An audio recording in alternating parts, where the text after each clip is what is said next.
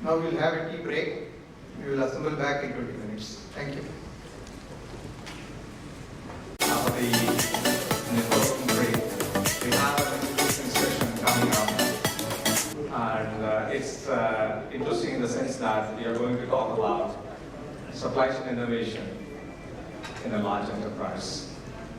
I would have to thank Project for this topic because I was a bit confused what to do because we had a different thought in mind, and then with a short phone call, he changed everything all over. So you get some very interesting ideas, and that also really tells you the closeness of what you're doing. So the discussion is going to be on this, and we are going to have a brief Q&A right after that. And the discussions is going to be led by our CII elite professional who has been with the elite community, Sriram Balasubramaniam. He has been in supply chain industry for a great 25 years. He has worked with some of the top-notch organizations like BASF, Apple, and he himself brings in a lot of expertise to share, and he's going to lead the discussions. I request Sriram to take over the floor and lead the discussions. Thank you.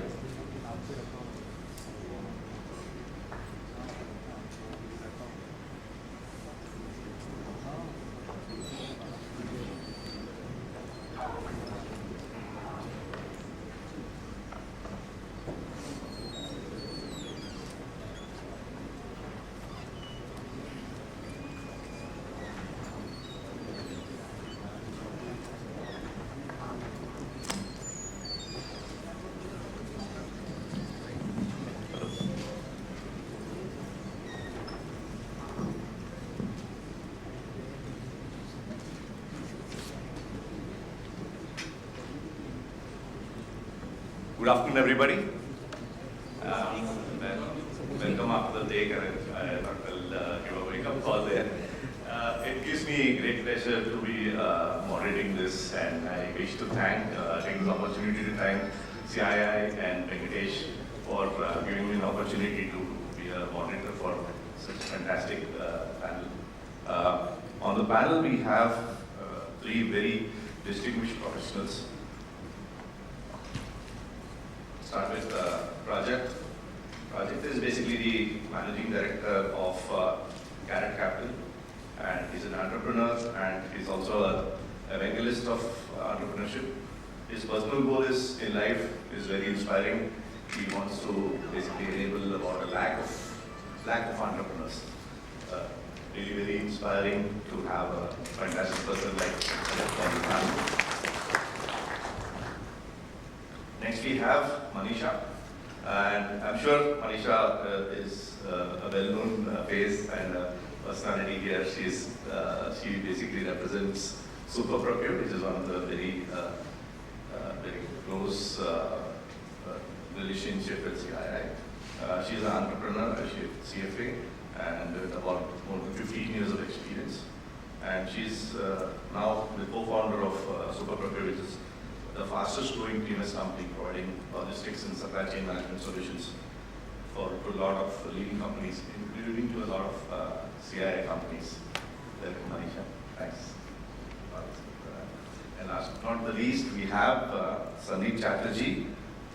He has been a part of the elite community for a long time, and he works with IBM Consulting, and he leads, in addition to the supply chain, he also leads the sustainability initiative at IBM. So that so this topic is a fantastic topic that we had an internal discussion on, and this is also very relevant to the topic, the overall topic of Jugaad. And Jugaad is a very good word actually, and fortunately for us in the first panel, the good part of the Jugaad and the bad part of the Jugaad was already discussed. But if you look at that word, it's very relevant for this time, because India is basically now at the cusp of becoming the manufacturing and the supply chain powerhouse in the world, and a very key element, key component of the China Plus One supply chain strategy in the world. And I think that's a very important think to have a very important responsibility as well as we go forward in creating two more Indias, as Mr. Mukundan just said, over the next few years. I think the importance of Jugaad is that Jugaad means working creatively and creating possibilities where none exist. That's the essence of it, and it's doing it in an efficient way, in a very creative way, and also in a sustainable way. So that's basically the theme of the topic of innovation and how we are going about it. So we would like to basically start with 3 topics. We have chosen 3 topics to basically discuss in this short time. One is how does Jugaad work in large enterprises? The second part is what are the areas specifically that we talk about in terms of innovation? And the third one is the latest tadka in Jugaad, that is basically the technology enablement and how India as an IT powerhouse can leverage the Jugaad, make it a little more technology savvy and make it widespread for the industry. So those are the 3 topics that we will be getting an expert opinion from all the panelists about. So on the first one, the approach of large enterprises to innovation and how large organizations have embraced change or they are embracing change. So Manisha, what has been, if you could share your experience of what it has been, how do large enterprises work with this, and how do you see a major change in the way large organizations are approaching this topic of innovation over the last few years? So, being with SuperProcure, I do get a lot of opportunity to interact with people in organizations, and I'll just share like 3 or 4 broader traits that I have seen.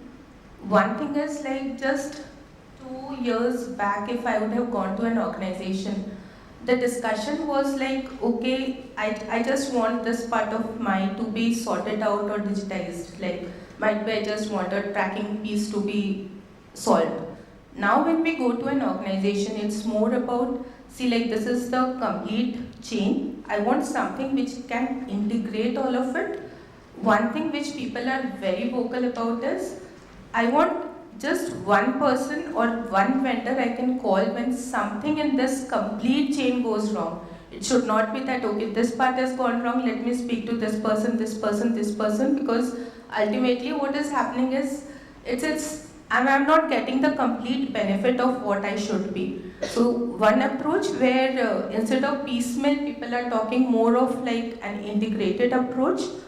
The second thing, when I started, like I think it was an investor or someone who told me that, Manisha, are you selling a painkiller or are you selling a vitamin? What I just understood is, if my doctor tells me to take a vitamin, might be I'll not take it 20 days in a month, but if it's a painkiller, might be I end up taking it every day.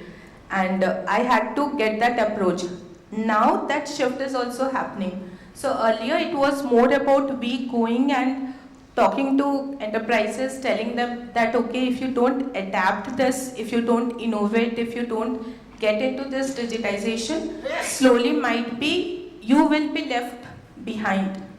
Now, when we go, a lot of them actually know that they have to do it. Might be what is more required is, where do I start? What exactly will change when I do this? Will there be any disruption? Will my people be able to adapt it? So that kind of change, a shift has happened where at least people now have started accepting the fact that there's no way out, we need to adapt to this. One thing that I have not heard in few months is, Manisha, I don't need a digitization tool, I'll just hire 2 more people and I'll get things done.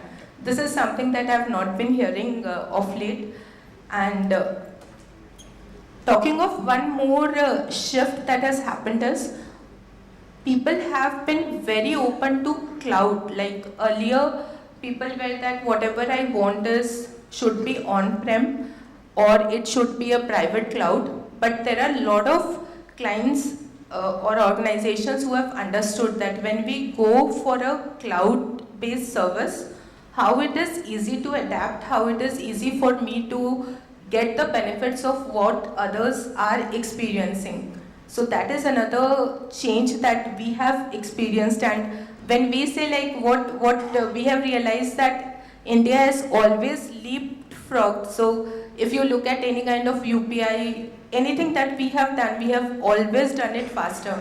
And when it comes to supply chain also, the way people have adapted. So one organization we had gone, someone from our team had gone for a training session and the login was already given to that person. When we went there, the person said, okay, you had given me the login, yes, sir, maine kar liya. Like, now just tell me what next, or these are the problems, how do I solve that? So that is how India at every level is progressing. So that's been my broader observation. Thanks, Manisha. That was very insightful. So I quickly pick up the 3 or 4 points that you actually made a detailed discussion on. One is that organizations want end-to-end solutions. One. Second is they are more adaptable to change and they are basically more receptive to it. Third is that they are not asking about how a solution will basically replace people. It is more about enablement. And the final thing is obviously that people are much more open, much more technology savvy, so the adaptation of the change is much faster. So really very insightful inputs from your side. Thanks. Next, I would like to... Sriram, if I may add to this, with your permission, I don't even know whether it is possible today for organizations not to adapt. I mean, if you think of the external environment, there are so many external factors that are requiring organizations to completely rethink the way business was done. Think of, say, for example, the whole concept of supply chain resilience. Resilience essentially means how not to get disrupted, and which means therefore having multiple stakeholders and interconnectivity between them. Without digitization, it is just not possible. Till about 5 years ago, it was possible for all of us to maybe conduct business on WhatsApp, emails, phone calls, because the relationships could be managed one-on-one. Now, the number of stakeholders is just so many. The second, think about, say, for example, omni-channel. A lot of companies are struggling to transition from traditional distribution to omni-channel. But it is an imperative in the sense that there is no option. Whether you do it this year, whether you do it next year, whether you do it year after next, that transition will have to happen. And because there are enabling technologies that are now available, everything that Manisha is saying, that it is possible for companies to do it. In large corporations, I think, there's this fear of that word digital transformation, which means, management lana hoga, we'll have to, whether people will adapt, but now there are lots of these point solutions that can fit on top of existing ERP solutions. So without disrupting anything, you can actually start using some of these solutions literally from next day. One example is the kind of technology that SuperProcure has developed. It allows organizations to literally transition from a traditional way of doing to a new way of doing it literally about 2 weeks? That's it. That's a fantastic point, and I think that's a perfect segue for the next question to Sandeep. Actually, Sandeep, you have during the course of your career worked with a lot of large organizations, basically, and helping them to initiate the digital transformation or the kind of transition to change management per se. So, what in your experience has been the primary triggers for that, and how do you basically see those triggers? Have they been the same, or have they probably changed over a period of time, like what Manisha has seen? That would be really nice to hear. Okay. Let me just take a step back and let me just try to understand what innovation is, because people have multiple definitions of what an innovation is. So the way I look at it, it's a novel way of doing business. Finally, it has an impact, it has a value, it has a commercial success. That means if you are creative, but it doesn't make it to a commercial success, it's not innovation. Second thing, it need not be a brand new invention, because a lot of people think that I have to invent something. There are a lot of things which are already available, maybe a certain tweak, but at the end of the day, it has to add value to the stakeholders. So that's one thing which I wanted to tell. And before I move to the question, the second thing is, a lot of us equate innovation with technology. Technology is one part of innovation, there's no doubt about that. But what we have forgotten is any process improvement, any new way of doing business, a better collaboration, a better communication. these are also innovations which can actually build a lot of value. Now coming to the triggers, the number one trigger is, I will say it's all about survival, but typically with big enterprises, they are still successful, it has multiple parts and functions, so maybe they somehow miss out the connection with the market, which a startup can actually, they are more nimble. So if I look at it, between 2000 and 2023, 52% of the Fortune 500 companies have disappeared. So the biggest trigger what I have seen is a new way of doing business, staying relevant, improvising on current products, and what I have seen over the years is companies actually bracket into 3 brackets. First, your existing products, which are cash cows, which will go as it is. The second set is you have a great product, but you keep on upgrading it. That is second part.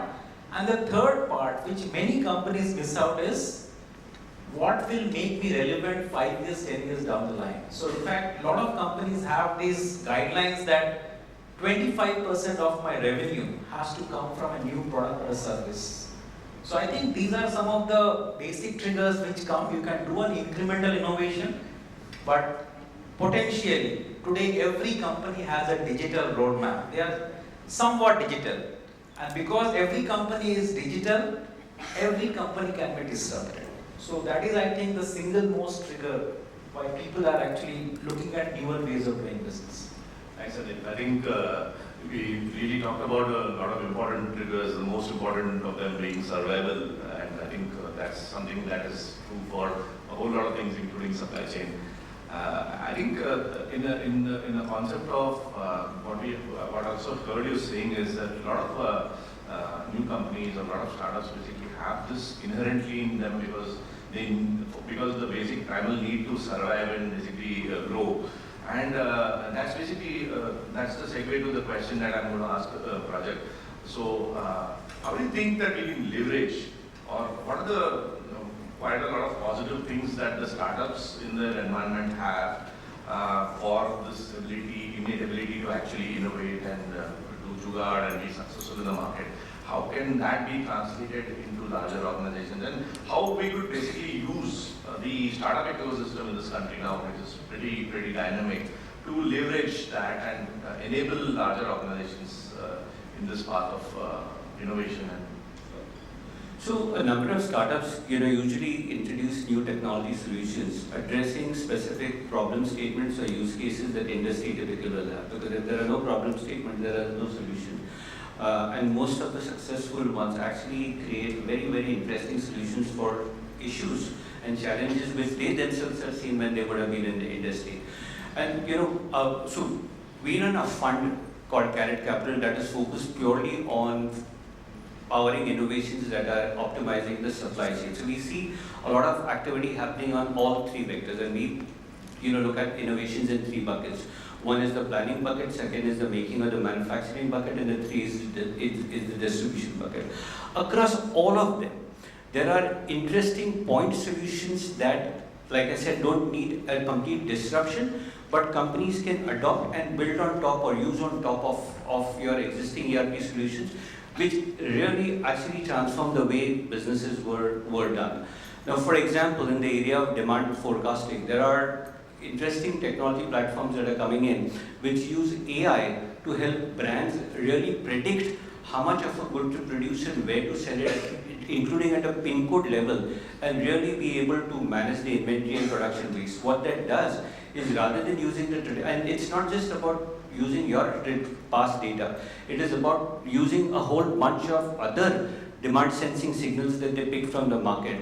And by the way, their predictions or their forecasting in terms of what you should have produced is almost about 30% more accurate than what the companies could have been done. It's not about any magic, it's about using data in a very, very interesting manner. And that's a solution that companies can literally start using the next day onwards. It doesn't need any transformation or any sort of major change to be done. Similarly, for example, if you look at distribution, and I'm taking into extreme ends, right, from sort of demand forecasting to distribution. If you look at distribution, most of the legacy companies think of distribution even when they're opening up newer markets in the way old, the way businesses were done. And essentially what a lot of legacy companies end up doing is digitizing existing processes for more operational efficiency. But when newer companies are coming into that market, they completely rethink that entire business. Maybe because of need, maybe because they are starved of resources, and when you are starved of resources, you think of a Jugaad way of doing it. In the morning, one of the speakers mentioned about getting inventory levels down from say 45 days to about 30 days. Startup will not even think about 30 days. They'll say, "Yaar, 3 दिन में कैसे हो सकता है?" And therefore, for example, one of our portfolio companies, Tusker, which helps in tier 2 and 3 or 4 distribution, literally is thinking in terms of micro warehousing, which can reduce inventory levels to about 3 days, because he's servicing rural retailers every second day. And the reason why he's able to do that in that deep level of market and on every second day is because it's a shared services network. It means that a small vehicle is taking material from various different distributors, various different retailers, and he's using existing infrastructure in a very, very cost efficient way. And because they leverage technology, there is predictability and there is traceability of what can happen. Now, this is the kind of transformative thinking that a lot of startups bring to the table. And the only point that I want to reiterate is for large organizations, this is not a transformation project. In the sense, it doesn't require 1 year of sort of thinking and then figuring out. A lot of these solutions can literally be sort of introduced into your even at a pilot level very easily, and then when you become comfortable, you can start using it. Thanks, Rajat. I think the data point really struck a bell, because that's basically where I started my career long back with GSK, and we were implementing the MRP solution. A whole lot of time spent by a lot of our management areas was basically getting that data first in the first place, getting to the source, and then basically looking at the data and making sense of it, and then validating it. I think a lot of tools and technologies are available now to do that in a much simpler and a much quicker way. Of course, we are talking about ML and AI. How we could leverage them to basically help us to get there faster, more efficiently. There's really lot of valid points there. Stepping back once again, now when we actually approach larger organizations and identify what is the start point for it, and understand why they are doing it. What are the imperatives? And Salif, I'd like to go to you. So specifically, when you approach larger organizations with a proposal to basically do a digital transformation or make a sales pitch with them, what are they thinking about it? What are the imperatives for them, and what do they expect out of the basic conversations, and how do they get that support from you? Okay, I think first thing what COVID has done to us is it has changed some of the parameters. Earlier, any transformation project, people will look at an ROI and it's not easy to actually calculate it. But again, thanks to COVID, people are looking at multiple ways, like let's say economic value added, EVA, which is very much in picture. And today's CFOs also understand supply chain very well. That's the best part. So whenever we go to large organization, it's not the CIO or the chief supply chain officer who is actually having the conversation. It's actually a team. The entire CXO team is looking at it. So companies have stopped looking at a silo-based approach. So we are seeing more of a collaborative, because they have understood that in order to survive, I think collaboration within the company, outside the company, I think these are some of the things which we are. And thing is, of course, it's an outcome-based thing. And today's consulting world has changed a lot. Gone are the days when you can make a recommendation and get away with it. But today's, if you look at it, it's everything tied to outcome. It's usually an outcome-based pricing which we are seeing. So people are looking at tangible results. Not everything can be quantified, but what we are seeing is people are looking at ways and means to quantify. And the biggest thing which I have seen is people are not trying a big bang approach, because unfortunately, our latest BCG report said that only 7% of these digital transformation projects have been successful. That's why, because people tried a big bang approach. So look at something which has a more tangible value. Let's say a customer facing role. You can see the benefits very easy. You don't have to do everything at one go. Maybe something, because if you don't get the management buy-in, and if it is not a successful project, you will not get the money for the next one.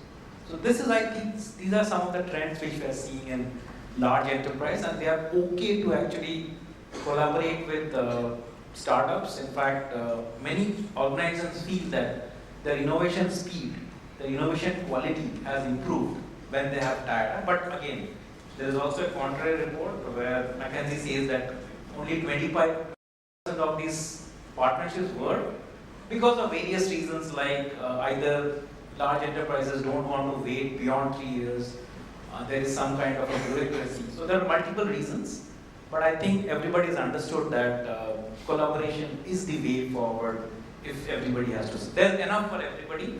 Everybody can get a piece of the pie. I think the keywords are nimble, quick, and quick wins, outcome based, not having a strategic roadmap and having a 3-year plan, having short outcomes and very, very quick demonstrable results. Those are the basic things that I could take away from there are the imperatives, and especially the openness and the willingness to collaborate with startups and innovators to increase the speed of adaptation and implementation on the ground are the key points.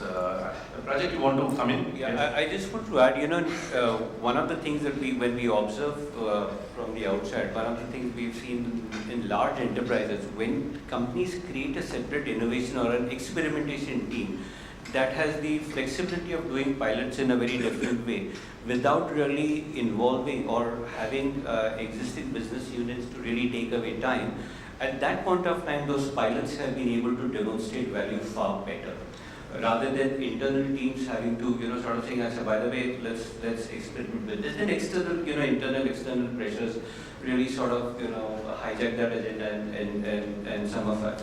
But I think, the Big Bang approach of digital transformation, as we used to call it, which could be a 6 months of even deciding ki karna kya hai and stuff like that, versus having small, nimble experimentation teams, innovation bolo, experimentation bolo, which then can work with business units, identify specific use cases, and then go ahead and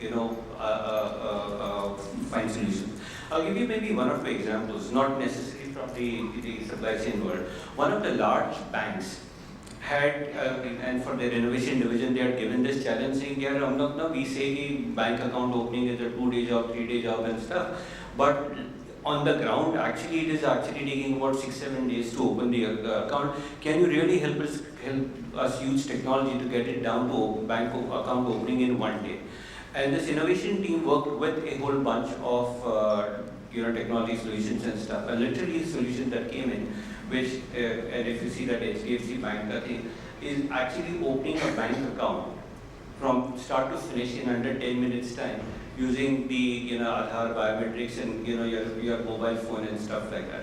Now this may not have been possible had the business unit started looking at it, but because the innovation team had the ability to say, अच्छा 2-3-4 startups के साथ pilot करते हैं, देखते हैं which one works okay, and then you adopt it. That approach worked extremely well. So it's really agree that. Absolutely. I think that's what we are seeing the trend over the years, and I think I fully concur with the views which you just presented. You might want to talk about how you are helping companies transition from contract to spot. I mean, that's an easy transition that you guys are doing. Yeah, so like when they all say, I'll give a small example that we have seen.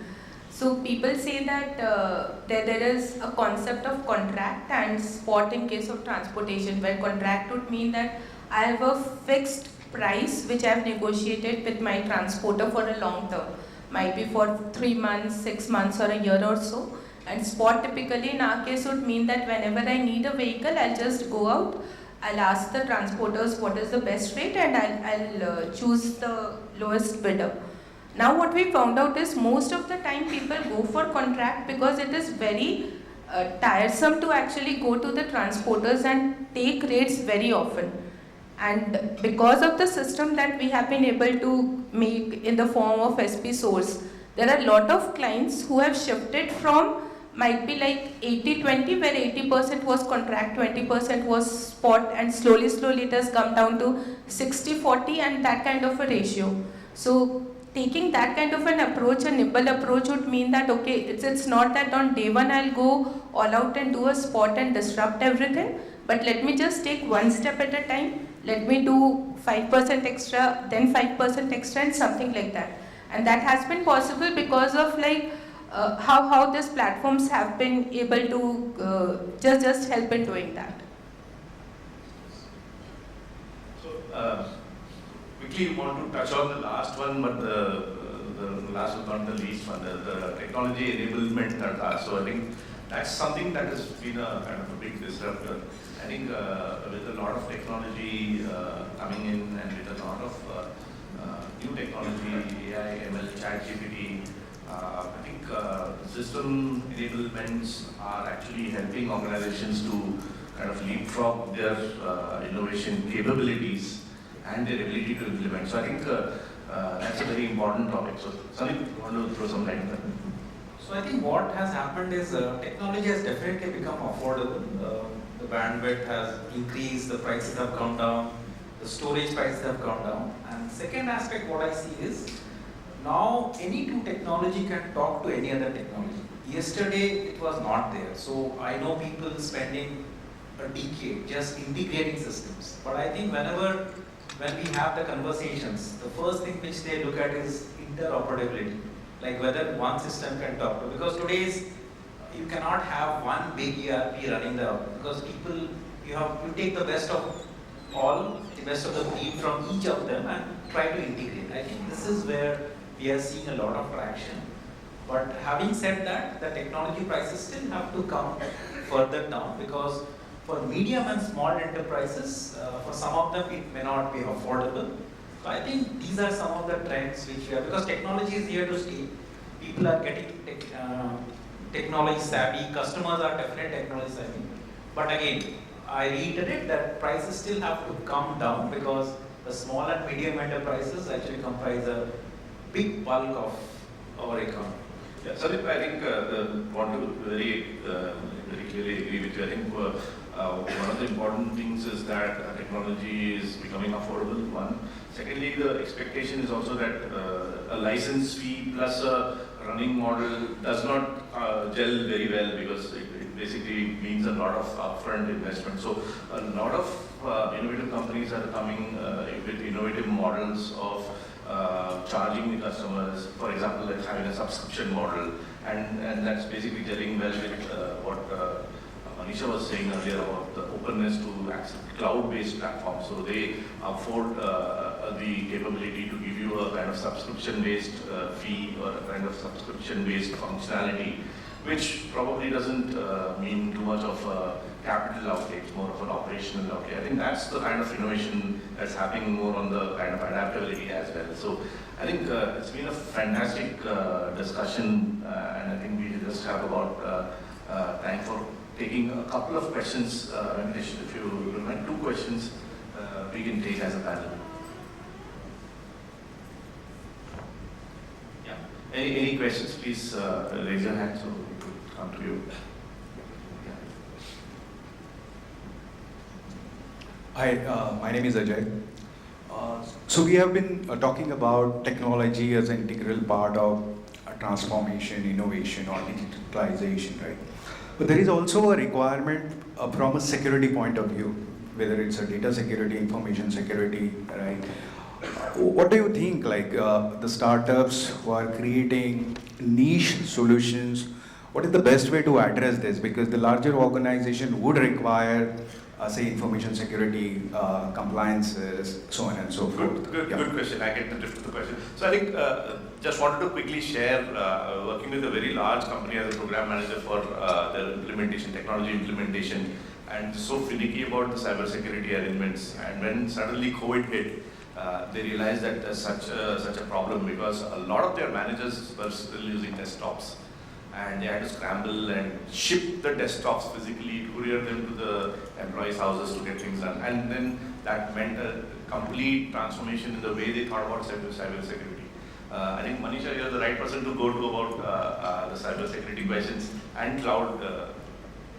So definitely, like, it's a lot important for them.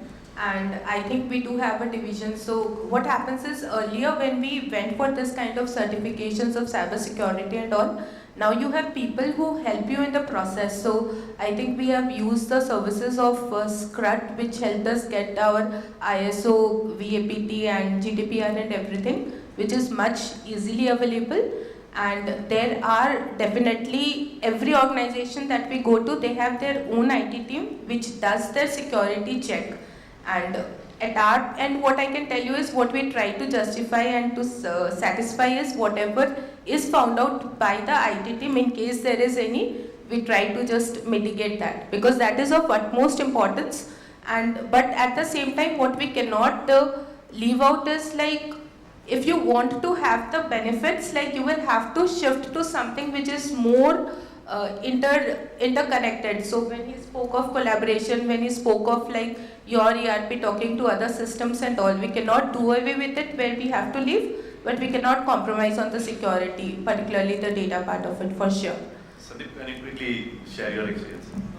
I think that yes, again, you needed a COVID to remind us that risk management is important. So of course you can have the best systems, but always remember there are always smarter people. So we have to be vigilant. We have to, maybe we cannot mitigate 100% of risk, but it's important that you fall down but get up very fast. So I think because it's very difficult to actually compete with the criminal mindset, because criminals are now using AI even for cyber risk. So I think that way you have to always have to be vigilant. That's my only take. Thanks, Sandeep. I think thanks, Prajakta and Manisha. It was a fantastic discussion. It's a good way to end the panel on this topic, and give it back to Venkatesh. Thanks. Thank you very much.